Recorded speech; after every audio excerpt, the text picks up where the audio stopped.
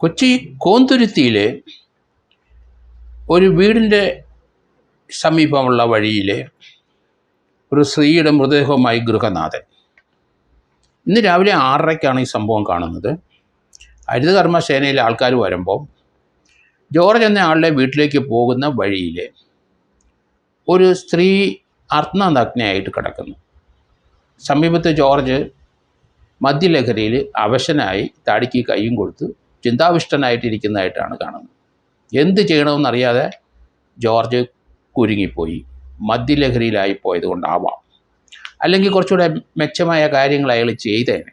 കാരണം പോലീസിനും നാട്ടുകാരുമൊക്കെ സംശയം ഉണ്ടാക്കത്തക്ക രീതിയിൽ ഈ മൃതദേഹം ഒരു ചാക്കിക്കെട്ടി വെളിയിൽ കൊണ്ടുപോയി എവിടെയെങ്കിലും തള്ളിയാൽ പിന്നെ നാട്ടുകാരെല്ലാം ഇടി വാങ്ങിച്ചോളൂല്ലോ. അതായിരുന്നു ജോർജിൻ്റെ ഉദ്ദേശം. ജോർജ് സ്വന്തം വീട്ടിലാണ് താമസിക്കുന്നത്. കോന്തുരുത്തിയിൽ ഭാര്യയും 2 മക്കളും ഉണ്ട്. മൂത്ത മകൻ UK-യിലാണ് ജോലി. രണ്ടാമത്തെ മകളെ പാലായി കെട്ടിച്ചു. ഒരു കുട്ടിയുണ്ട്. ജോർജിൻ്റെ ഭാര്യ അങ്ങോട്ട് പോയ കുട്ടിയുടെ ബർത്ത്ഡേ ആണ്, അതുകൊണ്ട് അങ്ങോട്ട് പോയി. 3-4 ദിവസമായിട്ട് അവിടെ ഇല്ല. ജോർജിൻ്റെ പരിചയക്കാരിയാണ് ഈ സ്ത്രീ. പക്ഷേ സമീപത്തുള്ള ആർക്കും ഇവിടെ പരിചയമില്ല, കണ്ടിട്ടില്ല.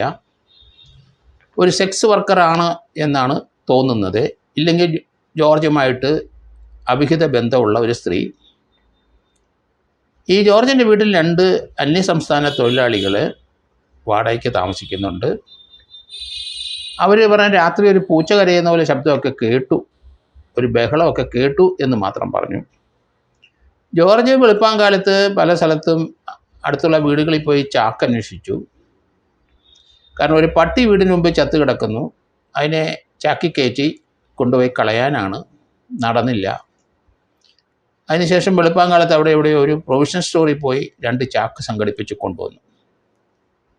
ജോർജിൻ്റെ ഉദ്ദേശം ഈ ഡെഡ് ബോഡി എവിടെയെങ്കിലും ചാക്കി കെട്ടിക്കൊണ്ടുപോയി തള്ളാൻ തന്നെയായിരുന്നു. നല്ല മദ്യലഹരിയിലാണ് ഇയാൾ ഹോം നേഴ്സാണ്.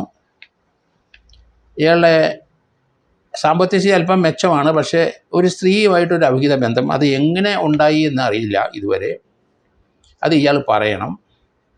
അവരെ നേരത്തെ ഇയാൾ ഹോം നേഴ്സായിട്ട് ജോലി ചെയ്ത് ഏതെങ്കിലും സ്ഥലത്തുള്ള സ്ത്രീയാണോ, പക്ഷേ ഒരു നോർത്ത് ഇന്ത്യൻ ലുക്ക്, ഇവർ അന്യസംസ്ഥാന തൊഴിലാളിയാണോ എന്നും സംശയമുണ്ട്. അയാളുടെ കെട്ടുവിട്ടെങ്കിൽ മാത്രമേ കൃത്യമായിട്ട് അയാൾ പറയുള്ളൂ. ഏതായാലും പിടി വീണുപോയി. അയാൾ രഹസ്യമായി ഇവരുമായിട്ട് ബന്ധപ്പെട്ടു.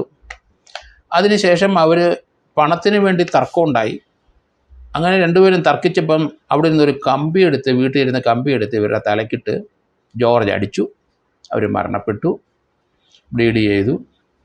അതെവിടെയെങ്കിലും കൊണ്ട് തള്ളാനായിട്ട് ഒരു 2 ചാക്ക് അന്വേഷിച്ച് നടന്നു. അയൽവക്കംകാർ പറയുന്നുണ്ട് ജോർജ് ചാക്ക് അന്വേഷിച്ച് വന്നെന്ന്.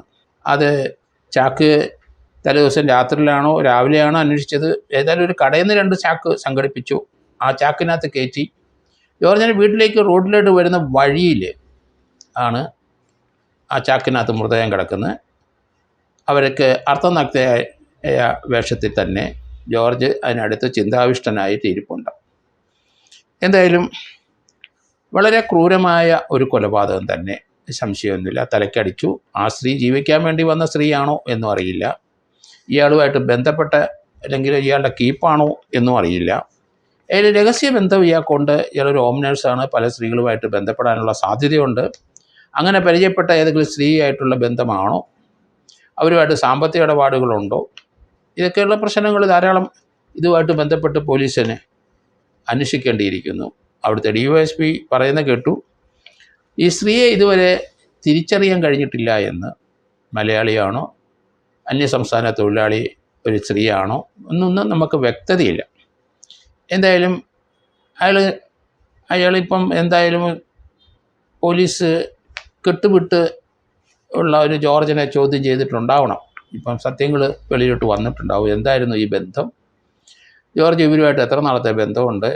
ജോർജിൻ്റെ ഒരു സുഹൃത്താണ് ഈ സ്ത്രീയെ. കാരണം ഒരു സെക്സ് വർക്കറായിട്ട് ആ ഏരിയയിൽ നിന്ന് സംഘടിപ്പിച്ചതാകാൻ സാധ്യതയില്ല. കാരണം ആർക്കും ഇവരെ പരിചയമില്ല, കണ്ടിട്ടേയില്ല. എന്തായാലും അന്യസംസ്ഥാനത്തുള്ള 2 പേരെ പോലീസ് ചോദ്യം ചെയ്തുകൊണ്ടിരിക്കുന്നു.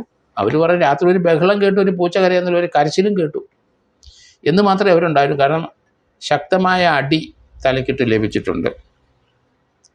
എന്തായാലും അടുത്ത ദിവസം അറിയാം ഈ പോസ്റ്റ്മോർട്ടത്തിൽ അവർക്ക് മാരകമായ തലയ്ക്കുള്ള അടി കൊണ്ട് തന്നെയാണോ മരണം, അതോ മറ്റ് രീതിയിൽ ഏതെങ്കിലും ഇയാൾ കൊലപ്പെടുത്തിയോ, എത്ര ദിവസമായി സ്ത്രീ അയാളുടെ വീട്ടിൽ വന്ന് താമസിക്കുന്നു, ഇത് ആരാണ് എന്ന് ഇയാൾ പറയണം. ഇയാൾ പറഞ്ഞിരിക്കും എന്ന് കരുതുന്നു ഇപ്പോൾ.